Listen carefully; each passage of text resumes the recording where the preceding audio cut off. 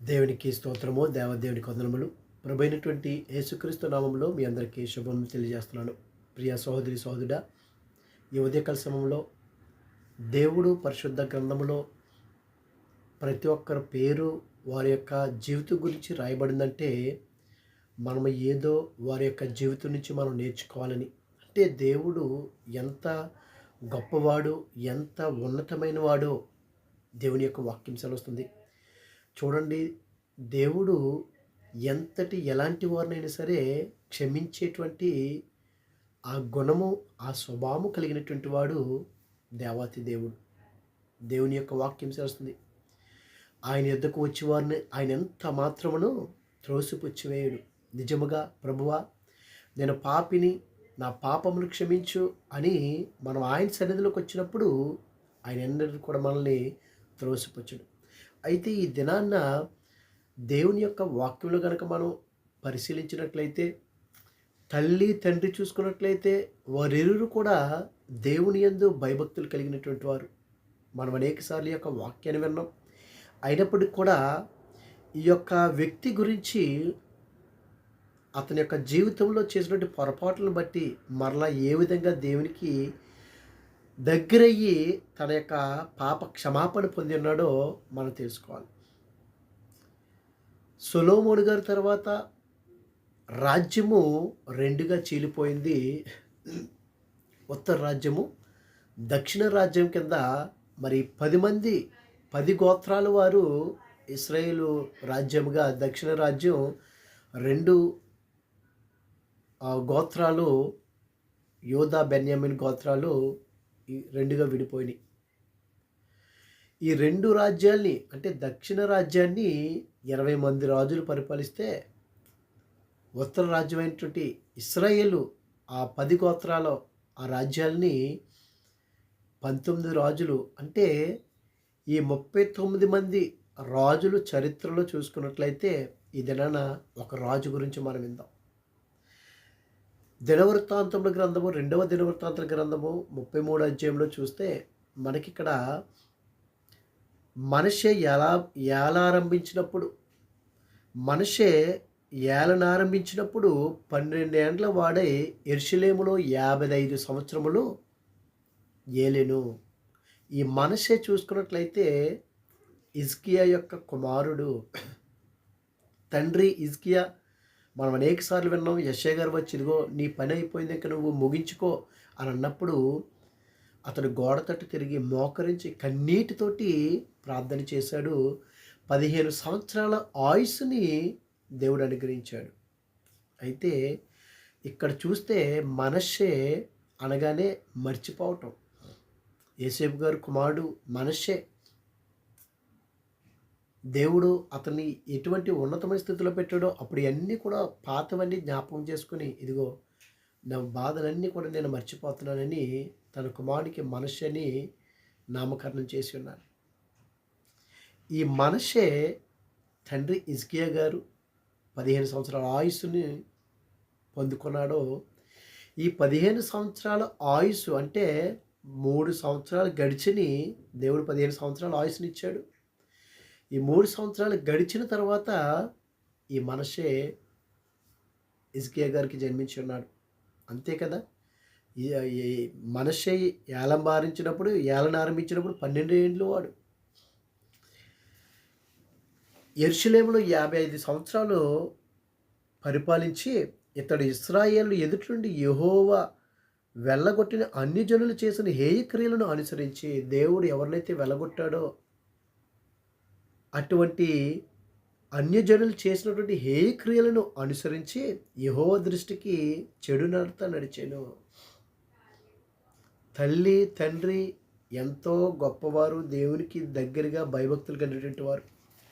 ఇదే వాక్యం మనం చూసుకున్నట్లయితే 2వ రాజుల గ్రంథం 21 అధ్యాయంలో చూస్తే మనష్షే ఏలనారంభించినప్పుడు 12 ఏండ్ల వాడై యెరూషలేములో 55 సంవత్సరములు ఏలెను. అతని తల్లి పేరు హెప్సిబా.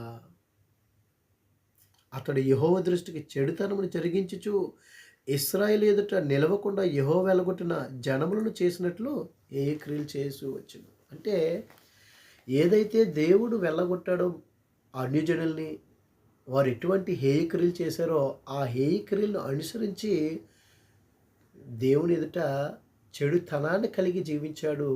దేవునికి విరోధముగా జీవించాడు ఈ మనిషి. 2 దినవృత్తాంతంలో చూస్తే 3 ఇతడు తన తండ్రి అయిన హిజ్కియా పడగొట్టిన ఉన్నత స్థలంలో తిరిగి కట్టించి, తండ్రి ఏమో ఏవైతే గనక ఆ పడగొట్టినటువంటి ఉన్నత స్థలంలో ఉన్నాయో వాటిని మరలా ఇతడు తిరిగి కట్టించాడు. తండ్రి ఏమో దేవుని యందు భయభక్తులు కలిగినటువంటి వాడు, కుమారుడేమో దేవునికి విరోధముగా. కొంతమంది చూడండి, ఒకరికి మంచి చేయాలని చూస్తే వాడేమో విరోధంగా మనకు వ్యతిరేకంగా చేస్తూ ఉంటాడు. ఇక్కడ మనిషి కూడా దేవతలకు బలిపీటలు నిలిపి దేవతా స్తంభములను చేయించి ఆకాశ నక్షత్రములన్నిటిని పూజించి కొలిచాడు. ఆకాశ నక్షత్రములన్నిటిని కూడా ఈ దినాల్లో కూడా తల్లి తండ్రి వారు దేవుని యందు భయభక్తులు కలిగి ఉన్నట్లయితే కుమారులు కావచ్చు, కుమార్తెలు కావచ్చు, ఇదే స్థితిలో అన్య దేవతలు పూజించినట్లు ఆకాశ నక్షత్రములన్నిటిని పూజించి ఏం చేశాడు? కొలిచాడు. ఈ యొక్క మనషే అంటే ఇశ్రాయేలు రాజుల్లో భయంకరమైనటువంటి దుర్మార్గత కలిగినటువంటి వాడు ఈ మనషే. మరియు నా నామము ఎన్నటెన్నటికి ఉండునని యెరూషలేమునందు ఏ స్థలమును గూర్చి యెహోవా సెలవిచ్చెనో అక్కడనున్న యెహోవా మందిరమందు అతడు బలిపీఠను కట్టించాడు. అతని యొక్క పేరు చిరకాలము ఉండిపోవాలి. మనం కూడా చూడండి, నా పేరు కూడా చిరస్మరణీయంగా ఉండిపోవాలి. ఒకవేళ మనం లేకపోతే సరే నా పేరు అలా ఉండిపోవాలి అనుకుంటామా? ఈ యొక్క మనిషి కూడా ఎన్నటన్నిటికీ కూడా నా పేరు నిలిచిపోవాలి అని దేవుని యొక్క మందిరము యెరూషలేము ఎక్కడ? యెహోవా మందిరపు 2 ఆవరణలో అతడు ఆకాశ నక్షత్ర సమూహమును బలిపీఠమును కట్టించాను. ఇంకేం చేశాడు? బెన్ హిన్నోము లోయనందు అతడు తన కుమారులను అగ్నిలో గుండా దాటించి, తన కుమారులు దేవుని యొక్క బిడ్డలో అగ్నిగుండాలు దాటించటం, చెల్లంగితనము, వాడుకు చేయు కర్ణపిశాచములతో సోదిగాండ్రతోను సాంగత్యము చేయొచ్చు. అంటే అతడు మామూలు మనిషి కాదు. ఇంకా అగ్నిగుండాలు దాటించటం, సోది చెప్పించుకుంటాం, చెల్లంగితనము, కర్ణపిశాచములతో సోదిగాండ్రతోను సాంగత్యము చేయొచ్చు. యెహోవా దృష్టికి బహుగా చెడు నడుచుచు ఆయనకు కోపం పుట్టించాను. మనం కూడా ఈ దినాల్లో దేవునికి ఇష్టం లేనటువంటివి మనం కూడా చేసి దేవునికి కోపం పుట్టించినట్లయితే మనము దేవుని ఎదుట మనం నిలబడగలమా? ఈ మనిషి కూడా ఎంత భయంకరంగా జీవిస్తూ దేవుని దృష్టికి బహుగా చెడు నడుచుచు ఆయనకు కోపం పుట్టించాడు. ఇశ్రాయేలు గోత్ర స్థానములన్నిటిలో నేను కోరిన యెరూషలేమునందు నా నామము నిత్యము ఉంచెదను. నేను మోషే ద్వారా నియమించిన కట్టడలను, విధులను, ధర్మశాస్త్రం అంతటిని అనుసరించి నడుచుటకై వారు జాగ్రత్త పడిన ఎడల మీ పితరులకు నేను కాయపరిచిన దేశం నుండి ఇశ్రాయేలు నేను ఇక తొలగింపను. దావీదుతోనూ అతని కుమారుడైన సొలొమోనుతోనూ దేవుడు సెలవిచ్చిన మాటలు లక్ష్య పెట్టక. ఎందుకంటే దావీదు గారు ఏ విధంగా అయితే దేవుని యందు భయభక్తులు కలిగి దేవుని యొక్క మార్గంలో నడిచాడో, మోషే గారి యొక్క ధర్మశాస్త్రాన్ని పాటించకుండా ఏం చేశాడు? లక్ష్య పెట్టక.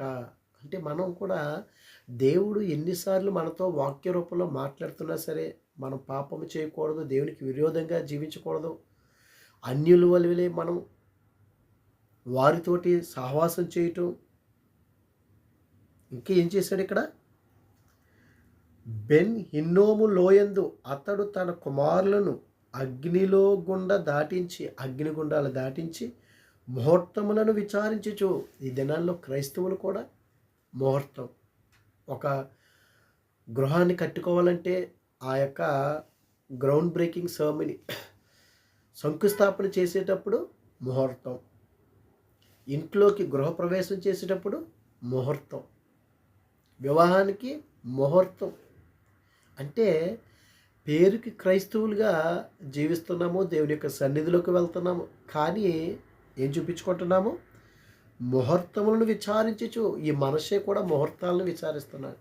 కానీ హిజ్కియా అంటే మనషే యొక్క తండ్రి అయినటువంటి హిజ్కియా గారైతే ఏ దేవుని యొద్ద విచారించాడు. తండ్రి, నన్ను జ్ఞాపకం చేసుకో, నీ ఎదుట నేను ఎటువంటి ప్రవర్తన కలిగి జీవించాను, నేను ఎటువంటి మంచి పనులు చేశాను, సత్యవర్తుడిగా నీ ఎదుట నిలిచానని దేవుని యొద్ద విచారం చేశాడు, ప్రార్థన చేశాడు. ఇతడేమో ముహూర్తాలు చూస్తున్నాడు. ఈ దినాల్లో కూడా క్రైస్తవులుగా ముహూర్తాలు చూడటం, శకునాలను చూడటం, అంటే ఏదైనా ఎదురొస్తే పిల్లి ఎదురొచ్చింది, కుక్క ఎదురొచ్చింది అని ఇట్టి రకాలుగా జీవిస్తున్నారే. దేవునికి అది విరోధం కాదా? దేవునికి అది హేయం కాదా? దేవునికి అది ఇష్టం లేదు కదా? అది మనం గ్రహించగలుగుతున్నామా?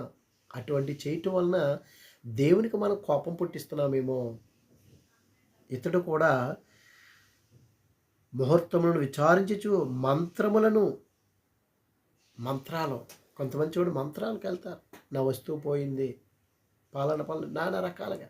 అంటే దేవునికి అన్నీ కూడా విరోధము,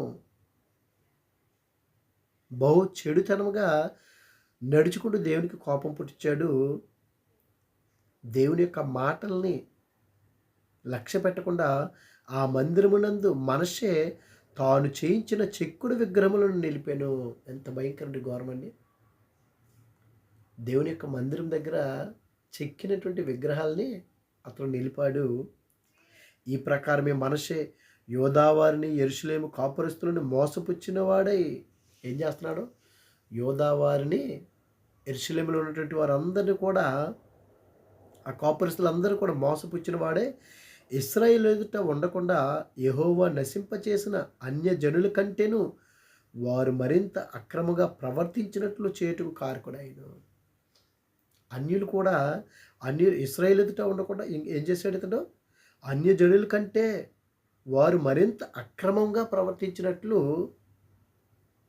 ఇతడు కారకుడయ్యాడంటే ఎంత భయంకరటువంటి స్థితిలో ఉన్నాడు. యొక్క మనషే రాజు అయ్యుండి శకునగాండ్రుల దగ్గరికి వెళ్ళి సాంగత్యం చేయటము, సోదిగాండ్రులతోనూ కర్ణపిశాచులతోనూ చెల్లంగితనము, ముహూర్తములు విచారించటము. అయ్యో నా తండ్రి, అతనికి సమయం అయిపోయింది అన్నప్పుడు నా తండ్రి దేవుని యొద్దకు వెళ్ళి ప్రార్థించాడు, 15 సంవత్సరాలు ఆయుస్సును పొందుకున్నాడు అని ఒక గ్రహింపు లేదు. ఈ దినాల్లో కూడా క్రైస్తవులు కూడా అయ్యో నా కుటుంబంలో దేవుడిని గొప్ప కార్యాలు చేశాడు, నేను మారాలి అని లేదు. ఎవడో బ్రతుకు వాడిదే. నా తల్లి అయితే వెళ్తే వాళ్ళని సంఘానికి, నేను వెళ్ళటం ఎందుకు అని బిడ్డలు బయట తిరిగి వచ్చేటువంటి పరిస్థితులు ఈనాటికి ఉన్నాయంటే ఆ దినాల్లో మనషే కూడా అంత భయంకరంగా దేవుని యొక్క దృష్టిలో చెడుతనం, ఆ ప్రజలందరూ కూడా చెడుగా మారిపోవటానికి మనషే కారకుడయ్యాడని దేవుని యొక్క వాక్యం చేస్తుంది. యెహోవా మనషేకును అతని జనులకును వర్తమానములు పంపినను వారు చెవియగ్గకపోయారు. ఈ దినాల్లో కూడా ఎంతమందికి అయ్యో మీరు చెడు మార్గంలో నడవద్దు, దేవునికి దగ్గరగా మీరు జీవించండి, దేవుని యందు భయభక్తులు కలగండి, మీ చెడుతనాన్ని విడిచిపెట్టి, మీ పాపాన్ని విడిచిపెట్టి ఇదిగో దేవుని యొక్క మార్గంలో నడుండి అని అంటే చెవి ఎగ్గుతారా? చెవి ఎగ్గరు. క్రైస్తవులే దేవుని సన్నిధిలోకి వస్తారు, వారి పాపాలను మానరు. దేవుని సన్నిధిలోకి వస్తారు, వారి యొక్క ప్రవర్తన మార్చుకోరు. ఇతడు కూడా ఎన్ని వాక్యాలు పంపించినా దేవుడు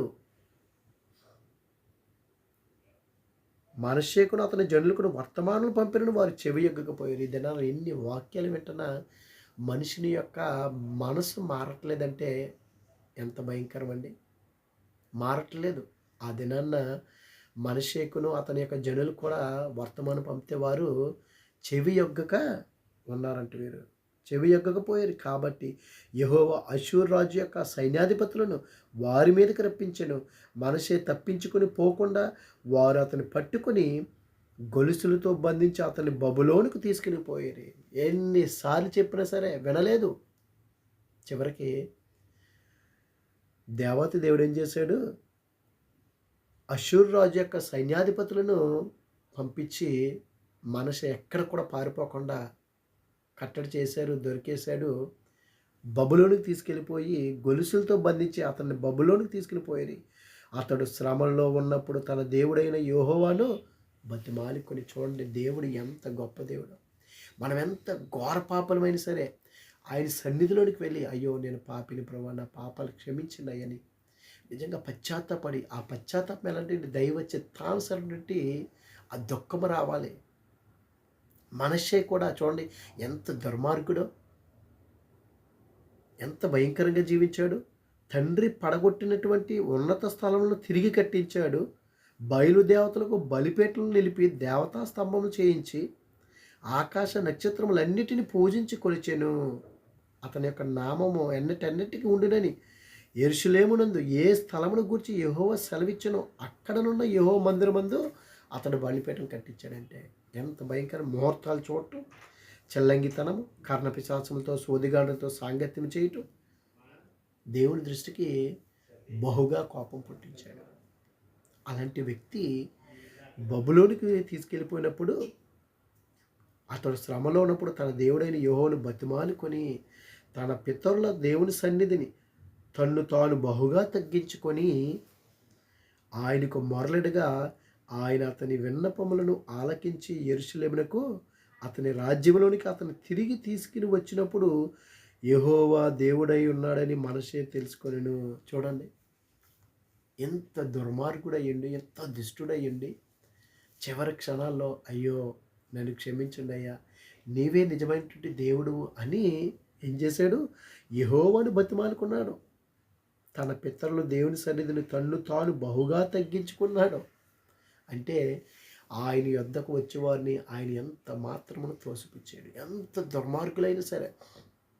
పౌలు గారు చూడండి, సౌలుగా ఉన్నప్పుడు ఎంత క్రైస్తవులని వినబడినా కనబడినా చాలు ఇంటింటింటి వచ్చి ఆయన లాక్కుని వెళ్ళిపోయేవాడంట, ఈడ్చుకుని వెళ్ళిపోయేవాడు. స్టెఫను చనిపోవటానికి కూడా సమ్మతించాడు. అలాంటి వ్యక్తి దేవుడు పట్టుకున్నాడు కదా, తిరిగాడు.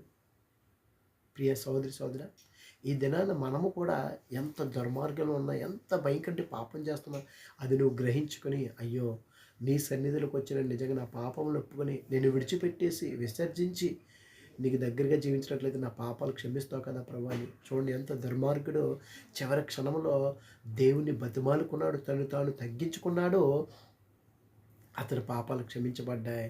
అందుకే తెలుసుకున్నాడు, ఇదిగో దేవుని సన్నిధి తను తాను బహుగా తగ్గించుకొని ఆయనకు మొరలేడుగా. నువ్వు నిజంగా దేవునికి నువ్వు మొర్రపెట్టినట్లయితే, యెహోవాకు నిజముగా మొర్రపెట్టి వారికి ఆయన సమీపంగా ఉన్నాడు, ఆయన అటువంటి వారికి ఆయన ఉత్తరం ఇస్తానన్నాడు. ఇదిగో మనషే ఎంత దుర్మార్గుడైనా దేవుని సన్నిధికి వెళ్ళి బతిమాలుకున్నాడు, తగ్గించుకున్నాడు, మొర్ర పెట్టుకున్నాడు. దేవుడు ఏం చేశాడు? ఆయన అతని విన్నపములను ఆలకించి, ఎంత క్రూరుడు యొక్క విన్నపాన్ని దేవుడు ఆలకించినప్పుడు, అయ్యో ఈ లోకానుసారంగా తెలియకో తెలుసో నేను పాపం చేశాను ప్రభా, నన్ను క్షమించండి అయ్యా అని నువ్వు నిజంగా మొరలెట్టినట్లయితే, నువ్వు బతిమాలుకున్నట్లయితే, నీ పాపాలను ఒప్పుకొని నువ్వు పశ్చాత్తాపం పొందినట్లయితే, దేవుడి దినాన సిద్ధంగా ఉన్నాడు మన పాపాలను క్షమించడానికి, ఆయన యొక్క సన్నిధిలో చేర్చుకోవటానికి. ఎందుకంటే తప్పిపోయినటువంటి కుమారుడు కూడా వెళ్ళిపోయాడు, దుర్వ్యాపారం చేశాడు, గ్రహించుకున్న నా తండ్రి అంటే అనేక మంది పనివారు ఉన్నారు. ఒక కూలివాడికి వెళ్ళిపోదాం అనుకుంటే తండ్రి హక్కును చేర్చుకున్నాడు. ఈ మనిషి కూడా ఎంత దుర్మార్గుడు. మనం విన్నాం, 2వ రాజుల గ్రంథం 21వ అధ్యాయం చదివినాం, 2వ దినవృత్తాంతంలో 33వ అధ్యాయం ఈ చదివిన మనకు కనబడుతుంది. అంటే దేవుడు ఎలాంటి వారినైనా సరే, ఎంత పాపినైనా సరే, ఘోర పాపినైనా సరే క్షమించేటువంటి గొప్ప దేవుడు. ప్రియ సహోదరి సహోదరా, నువ్వు సిద్ధంగా ఉన్నావా? నీ పాపాలు ఒప్పుకొని, ప్రభువా నా హృదయంలోకి నువ్వు రండి అయ్యా, నా పాపాలు క్షమించండి అయ్యా, నా తప్పిదములు క్షమించండి అయ్యా అని అడిగినట్లయితే, నువ్వు బతిమాలుకున్నట్లయితే, నేను నువ్వు తగ్గించుకున్నట్లయితే, ఇదిగో దేవునికి నువ్వు మొరపెట్టినట్లయితే నీ పాపాలను క్షమించడానికి ఆయన సిద్ధంగా ఉన్నాడు. అటువంటి కృప దేవుడు మనందరికీ అనుగ్రహించును గాక. ఆమేన్.